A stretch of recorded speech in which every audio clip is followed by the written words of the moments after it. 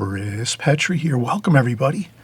Hey, we're going to have a really fun time today. We're going to do a simple still life with some white roses, a golden wine bottle.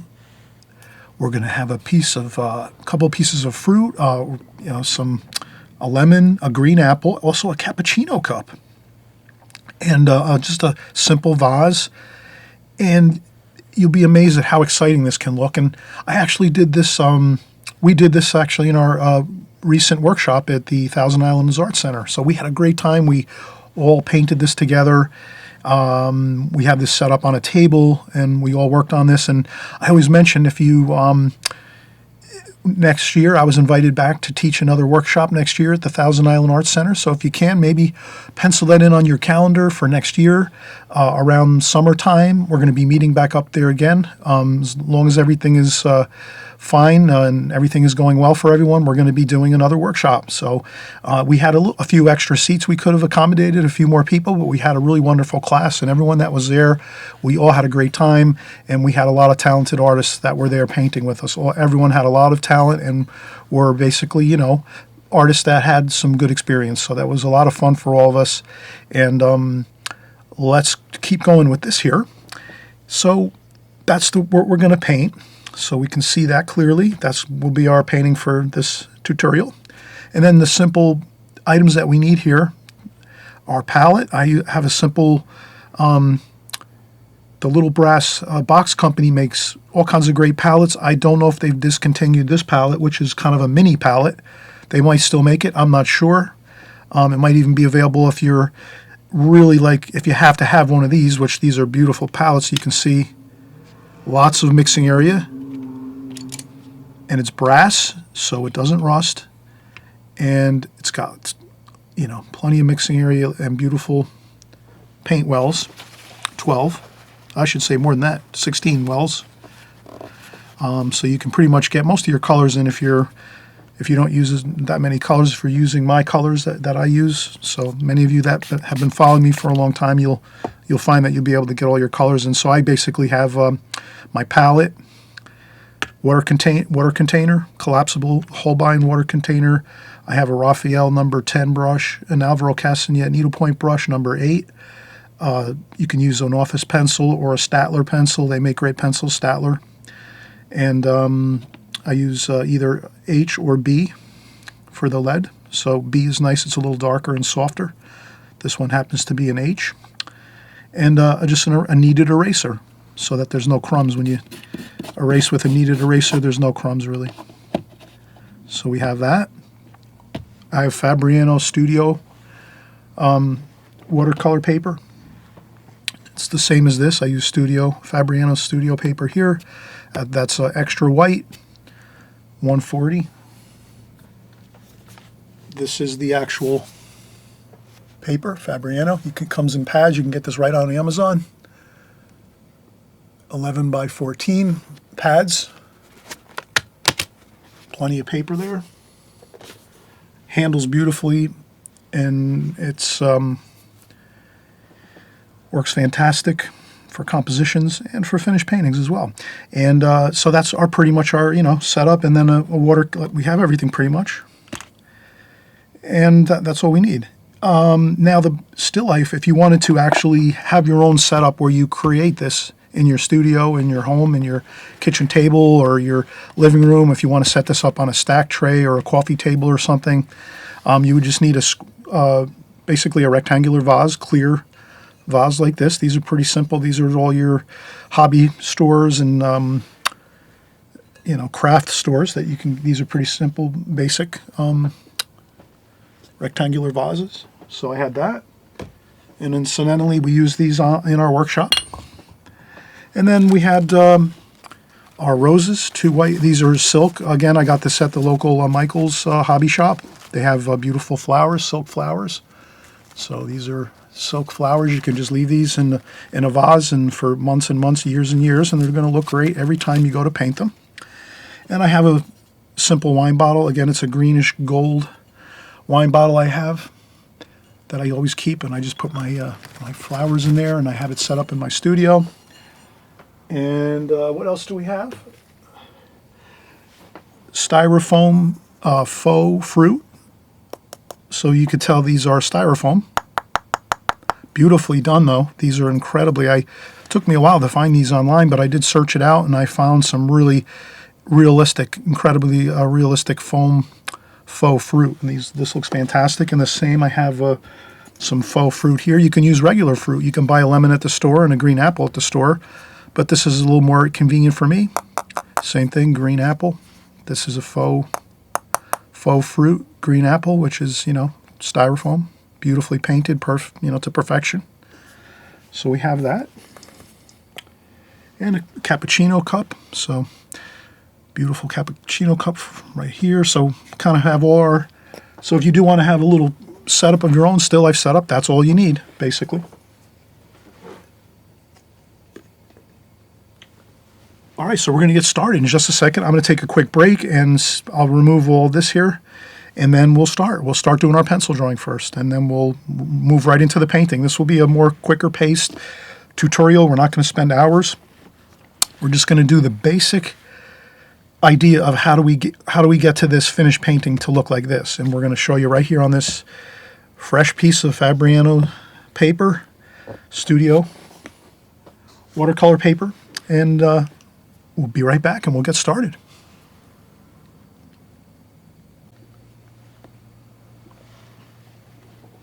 Okay, so we're going to get started now with our pencil drawing. So I'm just going to move my water container. We'll move our brushes and pencil.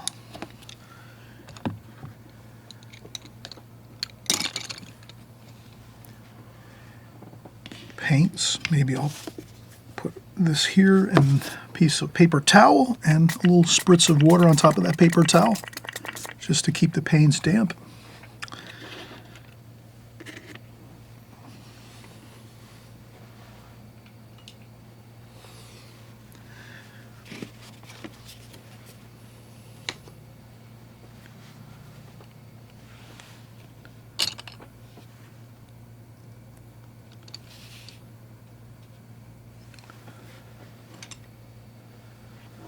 Okay, so let's start out.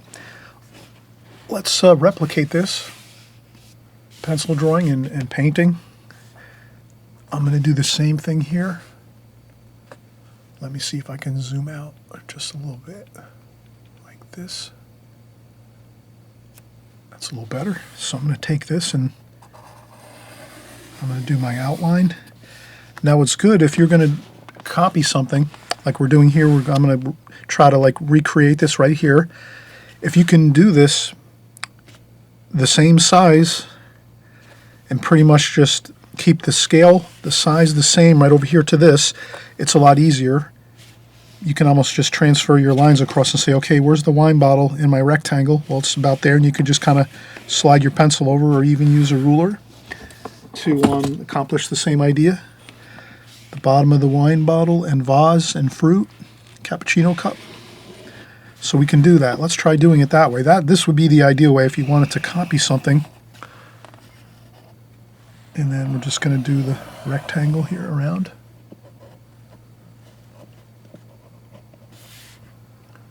And I'll go right up to this point here. Like that. Okay, so we have our rectangle drawn in with our pencil.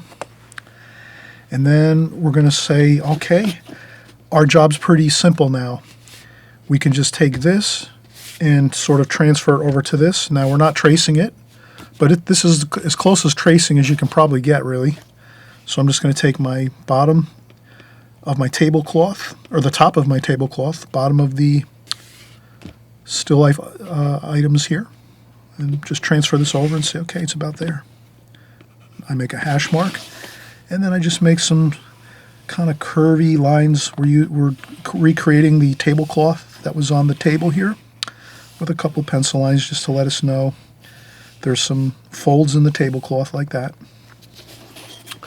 And then we're going to maybe do the same. Let's bring the wine bottle, the top of the wine bottle, across over here, and we notice it's about here. And then maybe we can even look at this and say, where's our wine bottle and vase and roses here on this painting. It's not quite centered.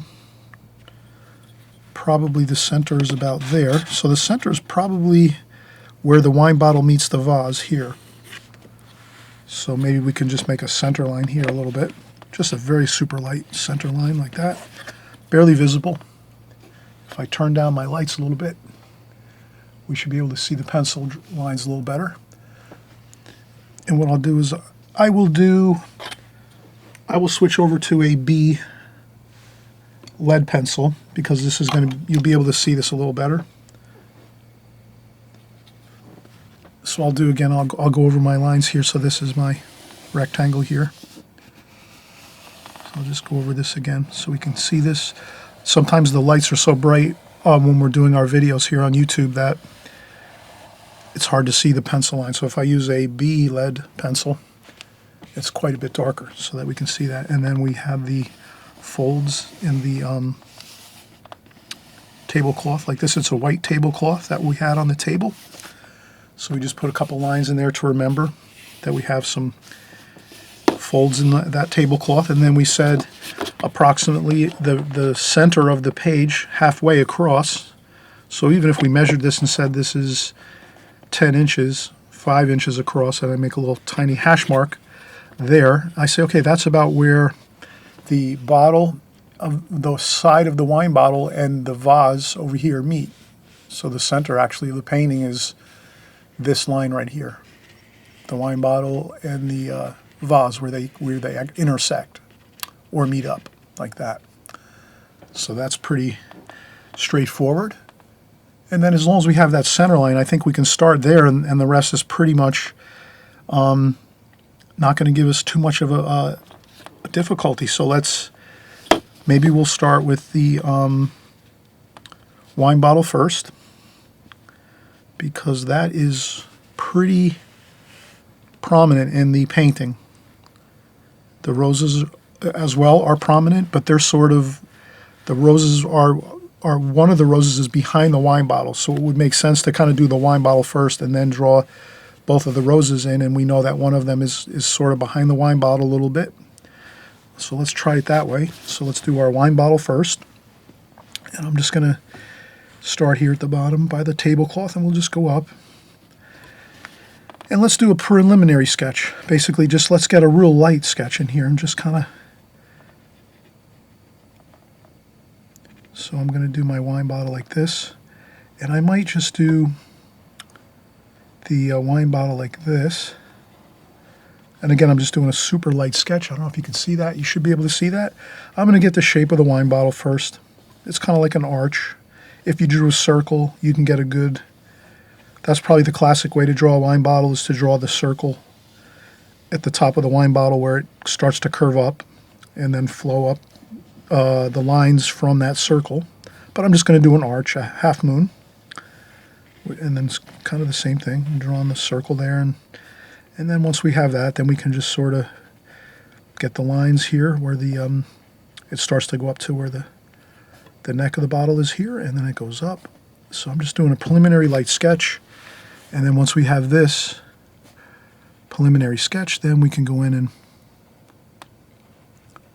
So I'm just going to do a preliminary sketch like that, super light, and then we're going to have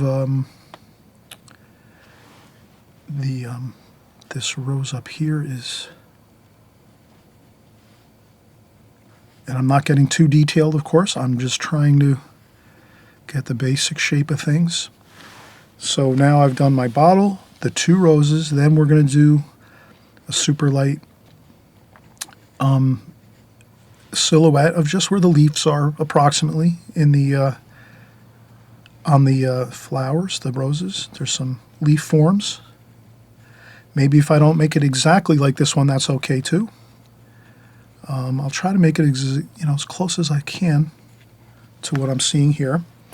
Then here, there's the top of the vase, and that's about there. And that comes down straight. It's basically a rectangle or a square almost. And then I had a little bit of blue on the top of the vase, so I just want to make a pencil line there lightly And we're going to go over this with a darker pencil line so you'll see how the drawing goes in just a second. I'm just going to try to, again, do a super preliminary sketch, super light pencil line, barely visible, so that if we do have to correct something, we only have a very, very light line there, and then we can just erase if we had to a little bit here and there, and it's only a light, very faint, light pencil line. Does that make sense? So if you can do your preliminary sketch first, which I always, if you've been following me a while, then that's fantastic. You'll always probably be doing this. You'll know to kind of get something in first, rough it in super light. And then this, if you have to adjust, then you have your eraser, and it's not a problem. If you draw dark lines right from the beginning on your drawing and then you have to correct something or shift something around, then it's really hard because then you're starting to really dig into the paper and erase too much, and it kind of messes up the paper. Kind of causes the paper to become roughed up, and the watercolor won't look as good on there. So that's why we do this light sketch first. So, and again, I just wanted to mention as well, this is tablecloth, so some of the tablecloth is hiding some of the parts of our painting. So it's hiding the lemon and the fruit over here and the apple because it's a tablecloth, and it's sort of, and again, I think I made that a little bit, it's in the center, so we'll do like that. All right, so that's the preliminary sketch, very, very light first. So let's stick with it here, and we're going to go right in. I'm going to sharpen my pencil a little bit.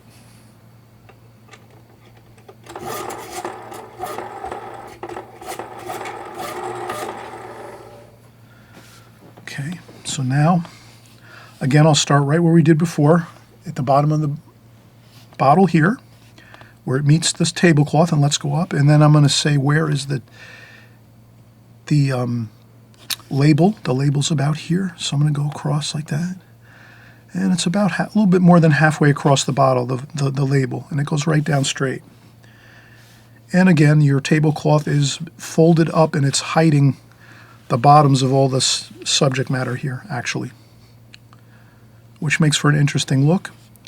You can also make it just a table with a tablecloth and no folds in the tablecloth, and then you would just have to add a little more height. You'd have to add the bottom portions of your subject matter if you want. But I did paint it, and I drew and painted this the way I was seeing it when we were doing this live setup here. So again, I did my label on my wine bottle there. I'm going to go across here.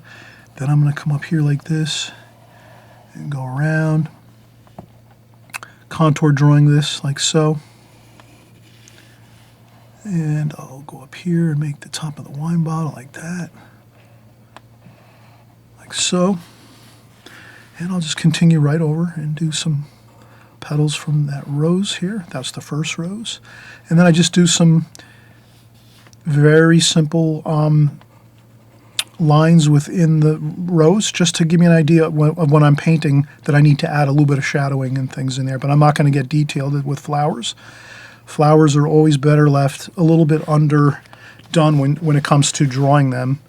I wouldn't try to draw all of the petals in a rose or any flowers you're drawing. I would try to get the basic essence of what you're seeing, but not get too bogged down with details on that, because that can really slow you down as well. I think it's better to do flowers more abstractly if you can, unless you really want to go with incredible realism, and that's a whole nother style of painting. I'm really not what I would say, I don't really do like harsh realism where I'm trying to paint every detail exactly like I'm seeing it. I'm kind of getting an idea of what I'm seeing and representing it as best I can.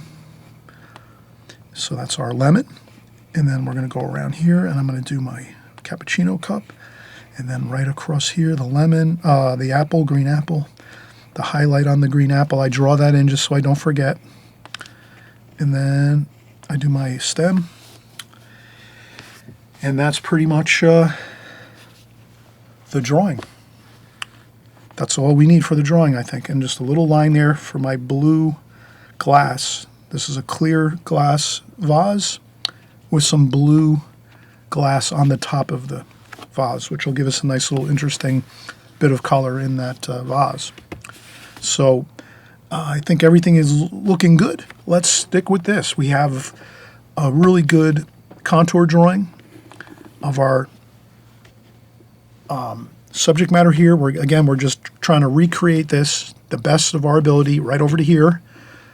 And we kind of just quickly touched on that. If you have the opportunity to do it the same size and scale, then it's much easier as you go across here, because again, we just transferred over our tablecloth here. We transferred over our tablecloth the same height. And then we did the same thing. We took the top of our wine bottle approximately and went across here and got that. And then from there, we can kind of figure out the center of the painting was approximately right here, where the edge of the wine bottle meets the vase. And then we have the rest just kind of worked out really nicely as we went through drawing it.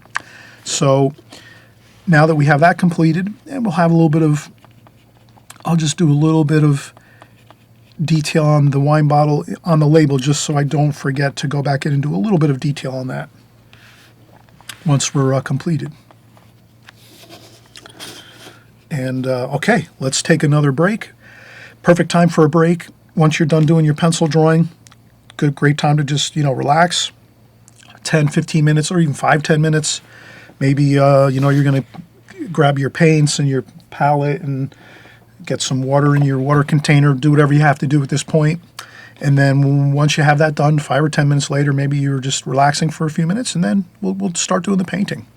And I always mention too, if you haven't subscribed and you've been following me for a while, or if it's your first time here, I want to welcome you and say thank you for watching my tutorials and watching my videos. We have tons of fun here on this channel, and if there's a subscribe button on the right hand side below there, and that's just when you click on that button, subscribe button, it just alerts you the next time you open up YouTube when you want to do some more work with watercolors and drawing. My videos will be there waiting for you, because it'll just automatically have them. YouTube will put my videos in your home channel, your YouTube channel, your application when you open it up. When you click on YouTube, I'll be in your list of videos to watch because you subscribed, and that's all that is. That's all that really does, is just alert you that I've made a new video, and it's right there for you to click on if you'd like to watch it and peruse through it and browse through it and see if it's something you want to draw and paint. And we're doing every type of painting and watercolor you can imagine, all kinds of subject matter, still life, flowers. We do boat paintings. We do seascapes, landscapes, city scenes, figure work, portrait work. We do ink and wash. We do everything in watercolor here. And we also do drawing. So we do drawing tutorials so you can get up to speed on drawing. So we have a lot of really great stuff going on here on this channel. Glad you're here. Really happy to see you here. And we will get started with our painting next, and you'll just see how beautifully the paint will flow on our painting. And we're not going to spend too much time painting it. We're going to try to do it rapidly, which looks great when you can just get in there, get your colors on, and let the paint just do its thing. So let's do that in just a second.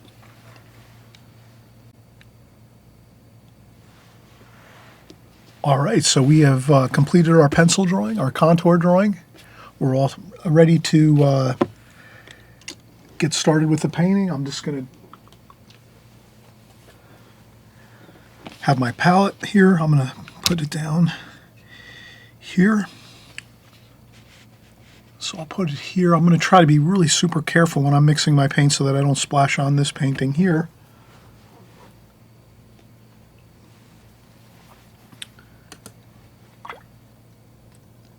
And again, I'm going to use my number 10 Raphael brush. It's a Kolinsky sable brush. I tend to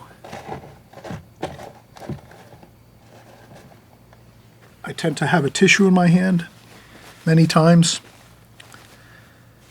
to take a little water off the brush occasionally if I want to have a little bit of a more straight paint out of the palette, straight paint. I'm going to try to rinse my brush off and then go over and tap on a little bit of on the tissue, or maybe a paper towel or a sponge or something. So if you can try to adjust how much water's in your brush hairs, that's a big help when you're doing paintings in general. So just, if you think you want a more richer, darker color, you'll probably want to take more water off your brush to get that darker, richer color. like the darks here on the greens and the golds here, and the darker greens and golds around the top here. If you want lighter washes like here on the bottle, over on this right side of the bottle, or on the lemon down here, or lighter washes in the vase, the bottom of the vase here, you're going to want to you can leave a little more water in your brush hairs. So it's kind of a fun thing to do, just to remember to, always have the option of drying off a little bit of water on, a paper towel or a tissue or a sponge, if you want to leave a sponge by your water container, or some paper towels. Or I use an apron most times when I paint, so I sometimes will just tap my brush on my apron like this quick and then go back in and work. So let's get started now. First thing I'm thinking is, what do I want to start with? Probably I'd like to start with I'm going to start with the bottle of wine, the gold colors, and maybe I'll also work in some dark greens too. I'll do those next after the bottle though first. So I'm going to do the bottle first. So I'll go in, rinse off the brush, get some water on the brush, dry off a little bit, and then I'll maybe mix some yellow, cadmium lemon yellow. So cadmium yellow, cadmium lemon yellow. Maybe I put a little touch of raw sienna and yellow ochre. I think raw sienna is a little better. It's more transparent. So I just get some good color on my palette. And what I'd like to do is, let's mix some paint first. Before we just go right in and start painting, let's get some paint going, mixing here. And nothing too fancy, just, let's get some gold for the bottle, and then some raw umber even too. Raw umber is a little darker, so we can keep that up here, like that. We just get it out on the palette, so we'll have it ready to go, and we can just continue to paint. And then maybe some sap green up here, like that, with some raw sienna and some raw umber. Maybe a little bit of cadmium yellow. Raw umber. So we'll have a little bit of a darker dark there, like that. And let's see if we can add a little bit of French ultramarine blue. Maybe over here, some French ultramarine blue with that mix that was just left in my brush, just to have like a bluish green for some darker darks. And I think that's a good start.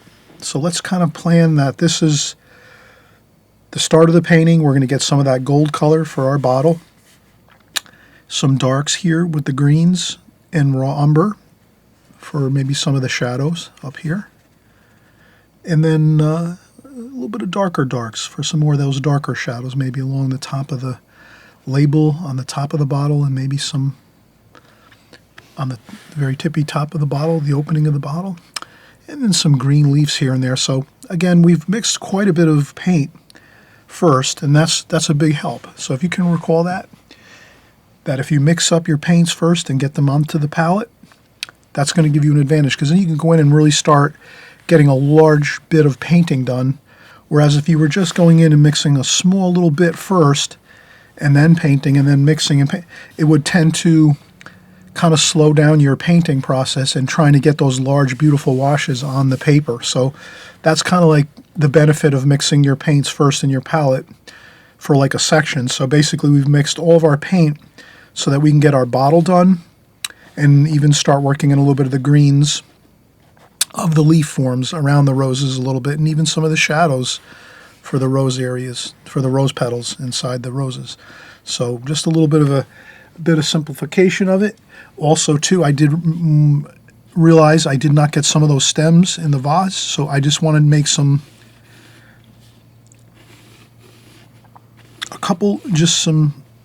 indications of stems in my vase, so that I remember to paint those in when we're painting. All right, so we're looking good here. Let's start out. Let's get our paint going, and let's just do the bottle. So I'm just taking a large bit of paint like this. And again, it's not going to be perfect, like an exact match, but it is going to resemble closely what we have over here. So we have that there, and we're going to go and do this too, like that. Now you can see it's pretty puddly. There's a lot of water and paint on my paper, which is really great. Now we can even say, all right, let's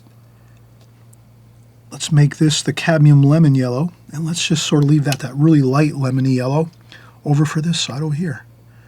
Can you see how light that is? So that's a little bit lighter.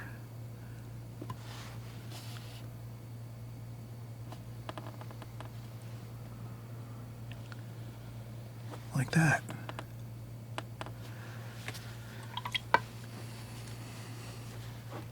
And then we can, again, I'm always looking for variations. So if you just get some paint strokes onto that bottle with lots of water, lots of paint, like we just mixed, you can just almost gently put it onto your paper and then just let it kind of mix around and flow around a little bit. You'll have a fun time doing it that way, and you won't have to work as hard. So you won't have to be doing every brush stroke. Maybe you can just get a little, get a good amount of water and paint on that bottle area, and let it just do its thing. It's going to mix around and flow and have a. And then here, what I'll do is I'll take a tiny bit of alizarin crimson, and I'll just add a little bit of alizarin crimson and yellow, just to give a little bit of color. And I'll mix it right over into the vase, just so that it ties in over there. And that'll be some color on that label, so the label doesn't look too stark white. There we go. Now, a little bit of lighter, just pretty much rinse off my brush, dry off the water, and just get a touch of the damp brush. So then now we're just going to use a damp brush here on this side of the bottle over here, and just see what kind of a effect we can get like that. See how we can do that? So now we have some interesting, really light washes on this side of the bottle. Let's say the light's coming this way. And let's do what we normally do. Let's make sure we just put a little light insignia like this. Like that. So the light will be coming this way.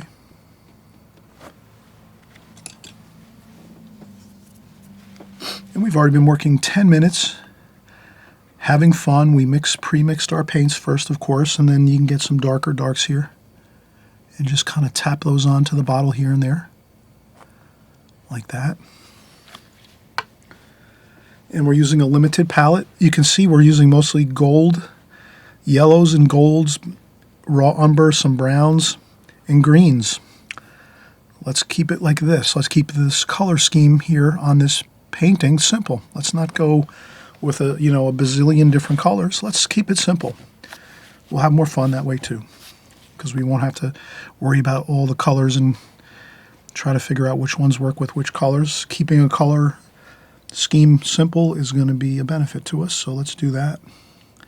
So the only drawback to having a palette this size is that it's, I don't have as much working space to mix more colors, but that's all right. We can just wipe this down in a little while, but we still have plenty of area to mix up some more. Let's mix some darks. For French ultramarine blue, raw umber. Let's start getting some darks in for our leaf forms. There we go. So we can do a few darks now. So now I'm starting to introduce some darks. I rinse off my brush, dry off the brush. Maybe I blend in some darks right over here on the bottle, on that side. It makes a nice tie-in to the bottle with some darks going in there like that. And then let's go in. Now we're going to have a little bit of a color change. Let's use some blue over here. That's for the color of the vase.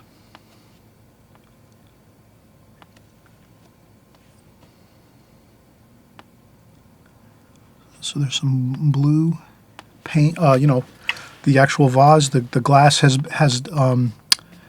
has actually some coloration in the vase, across the vase. So let's do that. Some blue in there. And we could take some of that blue and put it over here in the bottle, just a little bit. And some cerulean blue too. Let's add a little cerulean blue to that. Maybe a little bit of purple there too mixed in. A little sparkle of color. Leave some, we're trying to leave some white paper always. And then we're going to make some more sap green, raw umber, maybe a little bit of French ultramarine blue.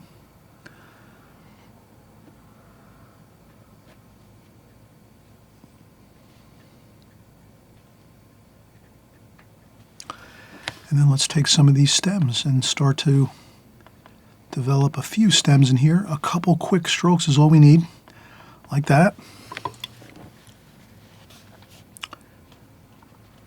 And then we might change up a little bit and do some, for our stems, we don't want to go everything same color.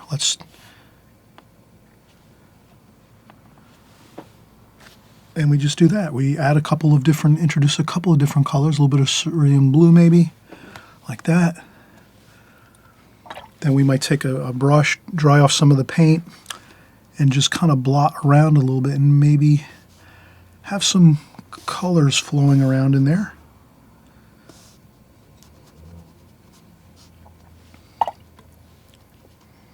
We'd want to have some of these gold colors too.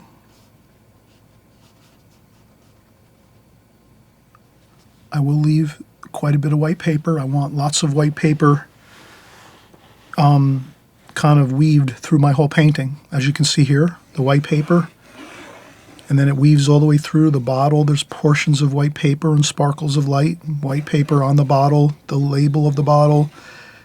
The rose has a lot of, the two roses here have lots of white paper. There's white paper in between the roses and the bottle there and over here.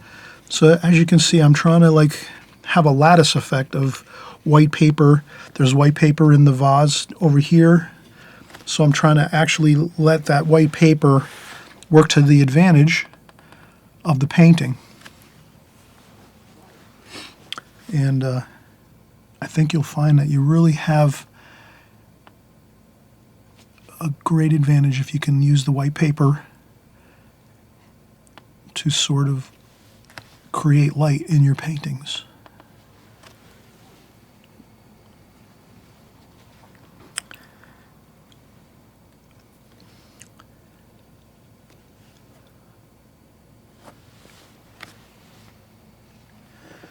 And there's a little bit of a dark over here, like that. And let's do some French ultramarine blue there.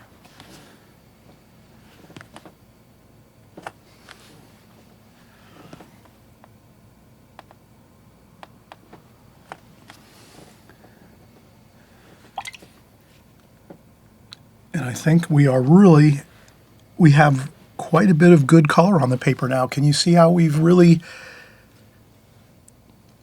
just by mixing our original colors, which were the cadmium yellow, cadmium lemon yellow, raw umber, raw sienna, and then a little bit of the sap green with a little bit of French ultramarine blue to get our darker greens, we've sort of, and a tiny bit of alizarin crimson for some little highlights of some pinkish red colors, which you can still add in there. So you can take that little bit of alizarin crimson and let it fuse in here and there. Because we are going to add some alizarin crimson to our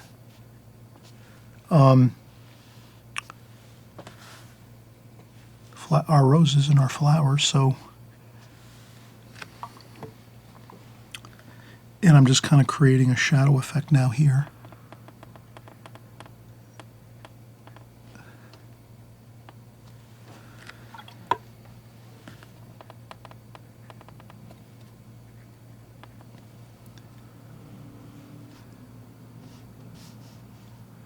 So I'm creating a shadow effect in here where the bottle meets up with the vase.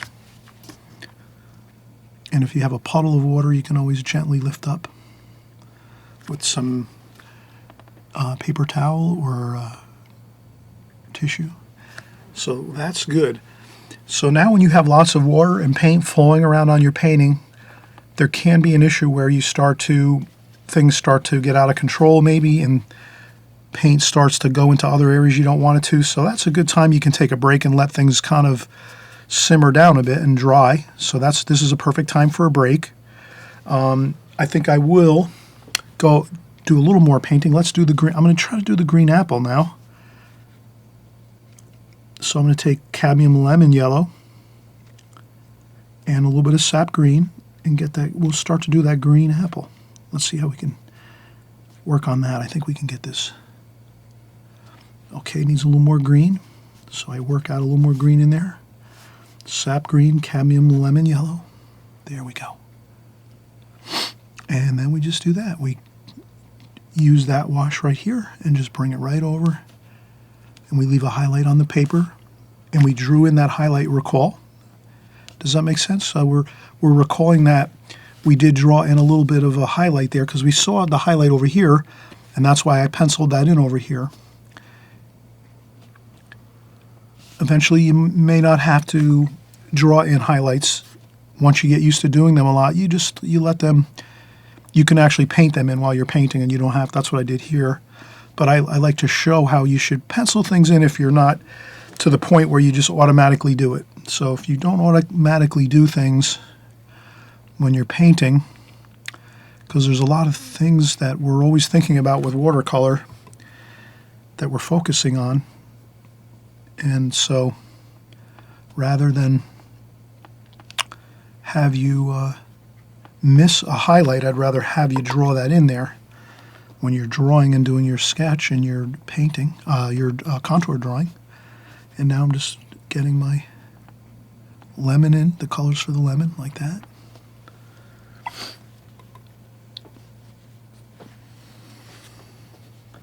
And I think that's good.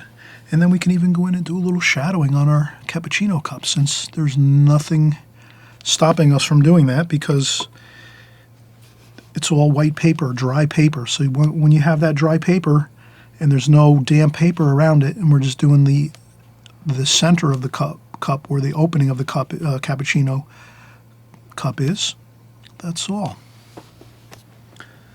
It kind of works out good. Wherever you have dry white paper, you always know it's an easier time painting. Whereas if you have other wet washes like the bottle right now and the leaf forms and all that in this vase, this is a more difficult place to try to go in and do work because you've got that damp paper there, and that'll really sometimes cause you an issue of things kind of getting out of control with the wash. So we don't worry about that. We try to, if you have an opportunity to work in another area of your painting, on the other side of your painting where nothing is wet and you're just starting out fresh with a couple pieces of fruit like we did here, it's separate from over here, and you can come and work over here. So if you like to work a little longer and you don't like to take as many breaks, I know everyone is different.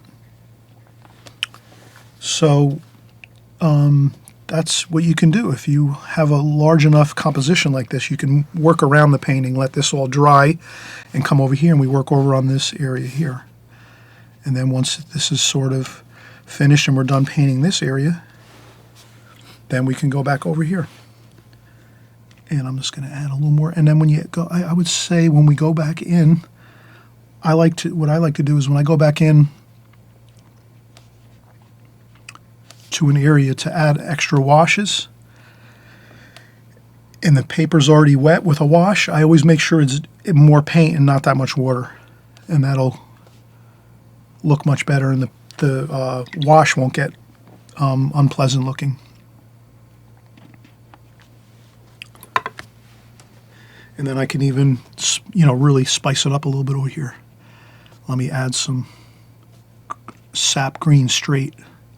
Even though that's a green apple, why not? Let's add some dark sap green to it, and that'll lighten up too. Always remember, watercolor always lightens up a lot when you're painting it. And then this over here, this is our cappuccino cup. That looks fine. I just dabbed up a little bit of paint off the edge of the cup here. and a little bit there too.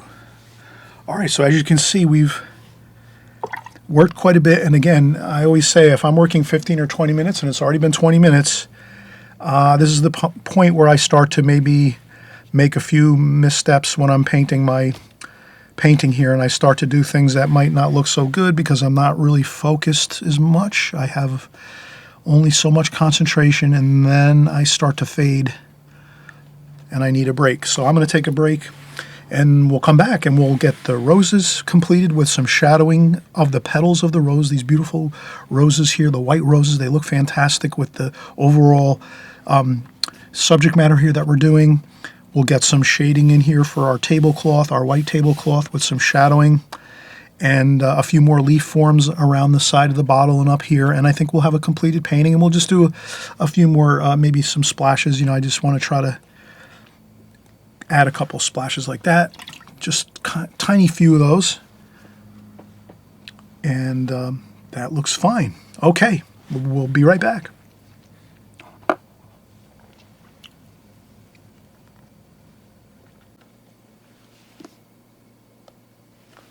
Okay, we've taken a break. We're more relaxed now. We're coming back in to our painting. Let's continue.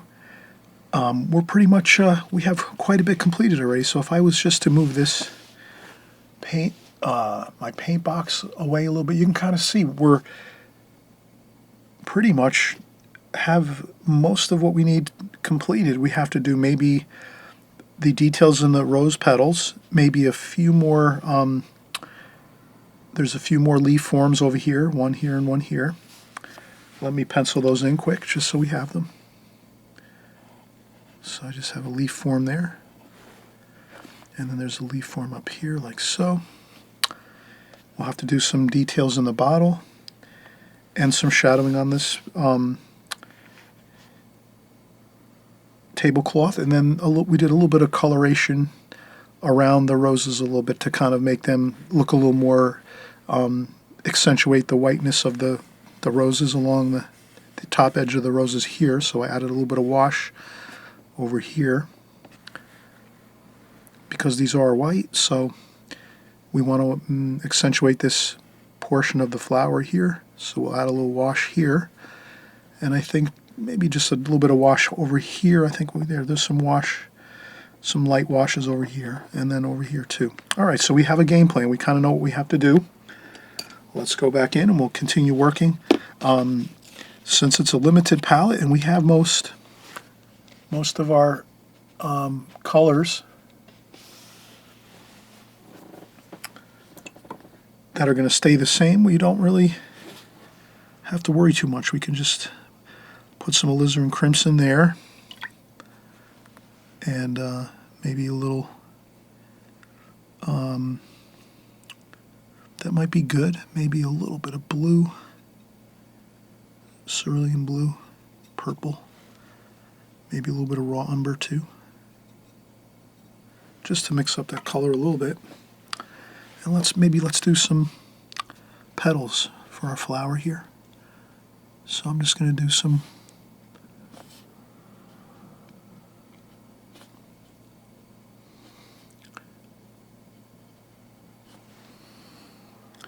maybe a little bit of green in there too.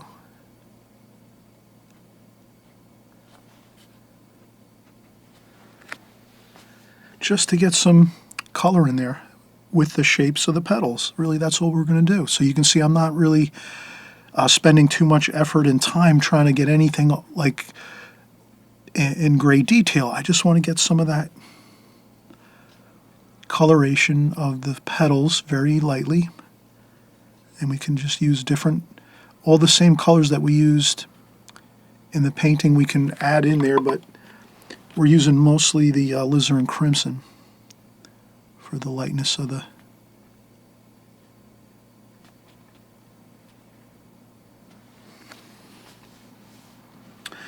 and I think that looks pretty good. Maybe a little bit of blue, just for a little bit of a shadow there, here and there, like that, and I think that looks good. Then we'll take a little bit of raw umber, and we'll do a little bit of color around and we'll do a small leaf form here. So there's a little bit of a leaf form there. And here too, add a little bit of, this will be a little darker with a touch of French ultramarine blue, like that. Here as well, let's do a little leaf form there, like that.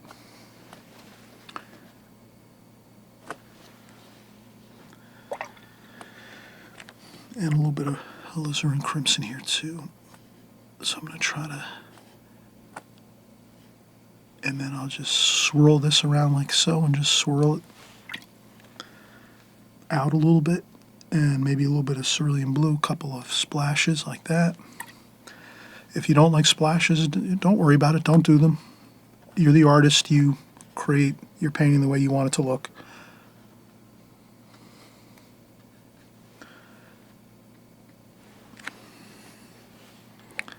And I swirl like that just a little bit.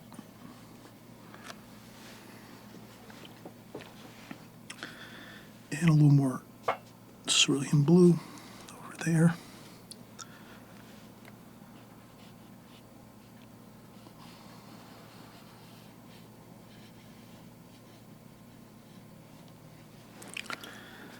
Just a little bit of some kind of swirling brush strokes, just to give it some movement. The white paper, I want that white paper to have a little bit of something over there. Doesn't have to be a lot though. And same thing over here. Just a little bit of a splash there. And then we'll do some shadowing here with some blue and purple, with a little bit of some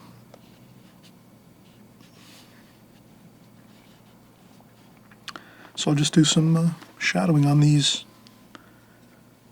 folds in the cloth, and that's just a little bit of shadowing there, and there might be some shadowing there at the bottle.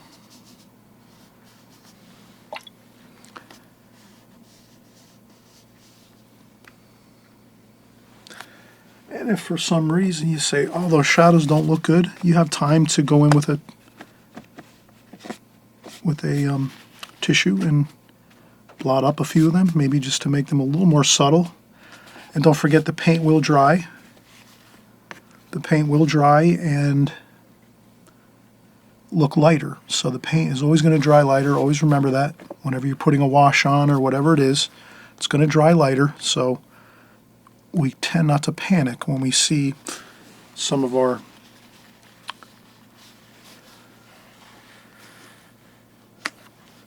washes. If they look a little bit dark when we first do them, no worries. So we have a little color in the tablecloth here.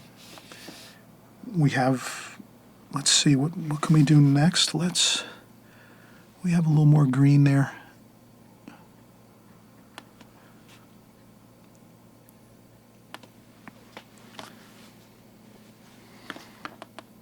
And there's a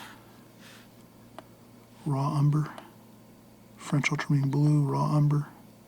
Just a little bit of a darker dark there. Like that.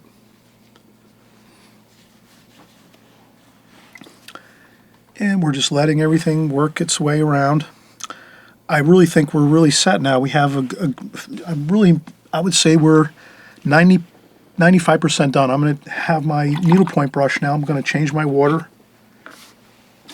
So I just empty out my water, get a little bit of fresh water in here.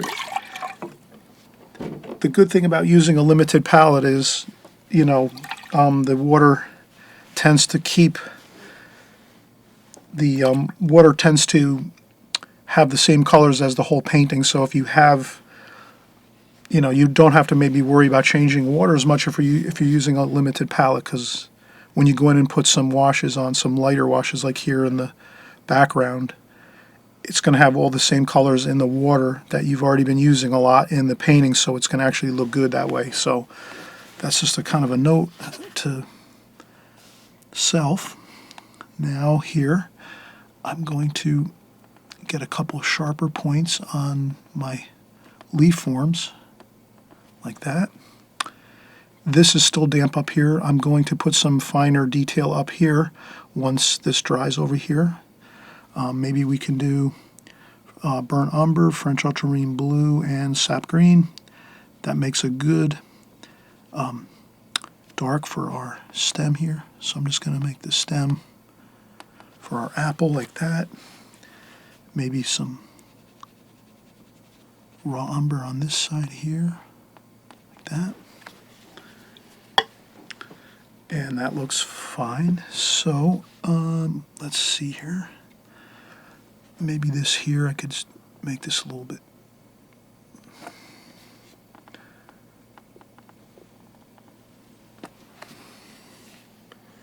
Okay, that looks good. Let's do some of the, on the label here, let's do a little bit of some red, some alizarin crimson, mixed with that green, burnt umber. Let's see how that looks. Let's do just a little bit of fun script, maybe like this. Good. The less you do here, the better. Just scribble something on there. Don't even try to write anything as far as legibly. Just try to get it on there. Any kind of scribbling that looks good. And then maybe there's a little couple berries on this type of thing here. So I'm going to do some berries like that. And then over here at the bottom, there's a couple other. So the details just, I wouldn't try to write any actual writing there. I think that looks good enough the way it is there. Maybe I can go in and get some cobalt blue and add just a couple little bits of straight paint like this.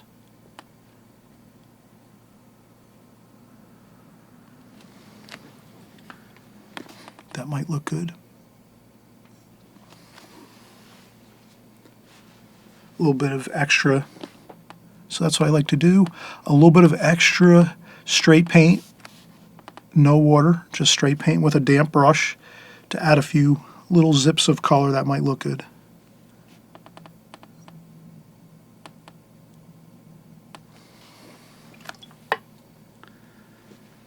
And while we're letting this dry up here, we could do some touches of color over here, some cerulean blue and raw umber. I rinse off the brush and then take off a little bit of water on the tissue, and then I just do a little bit of a background kind of color like that. Then I rinse off the brush again, take off a little bit of water, and just kind of smooth it up to the paper up here like that, just so it kind of, then I can even go in and get a little more straight color, straight paint like that, just to make a little spot of color. And the same over here. Maybe a little bit of raw umber like that.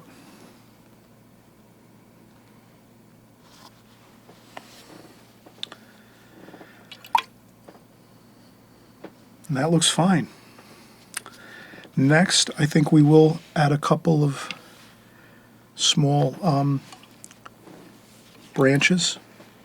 I think the paper is dry enough now we can do that, so I'll take my needlepoint brush and just a couple little small details like this can really add some extra interesting dynamics to the painting. Just a couple like that. Like that.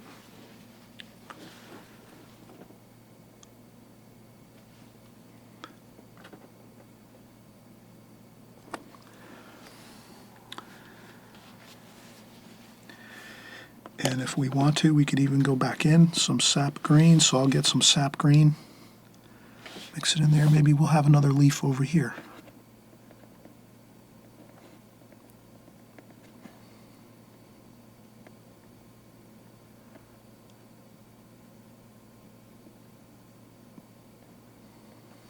like that.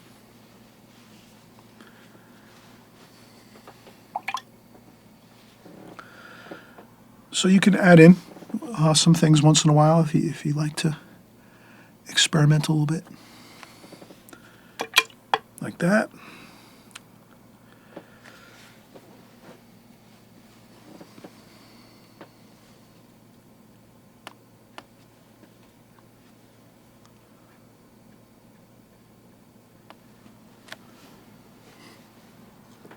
Okay, I think that is complete.